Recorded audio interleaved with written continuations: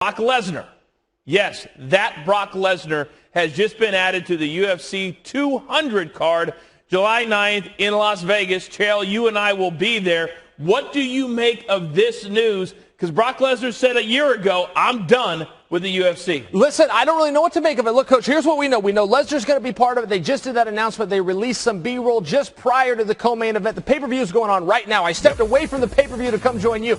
They didn't tell us who his opponent is. We don't even know who he's fighting. We don't know if this is a contender fight, an elimination fight. I'm assuming it's a co-main event fight. We just know it's a big fight. You talked about it earlier with Kevin. This is the single biggest attraction the UFC has ever had, and he's back. July 11th, 2009, the biggest pay-per-view night the UFC has ever had. I worked with him for several years in the WWE. That's where he's been for the last couple of years.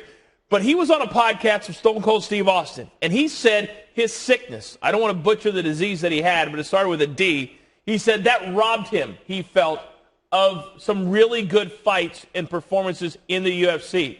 Maybe he feels 100%, and that's why he's coming back. What do you think? Okay, so this is very relevant. Diverticulitis is the multi-syllables there invested in this word, but here's what happened, and the timeline here is important because when the rumors came out, Front Row Brian, Ariel Helwani were announcing it was going to be Lesnar. Everybody came out and goes, wait a minute, he's with WWE, and that's now a publicly traded company. They cannot let their biggest star go without letting everyone know. Let me correct that. Brock Lesnar was with Dana White. He got diverticulitis. He called Dana White. He said, look, I just simply can't go on. I have a payday over here with Vince McMahon. Can I go make it? Dana said, absolutely, but you're still my guy, meaning I will release you to Vince. I won't charge Vince. I said, just go ahead and do it. But if I ever want you back, I've still got you. That is why Brock can jump ship back and forth. Vince McMahon's phone never had to ring for this. The paperwork favored Dana White.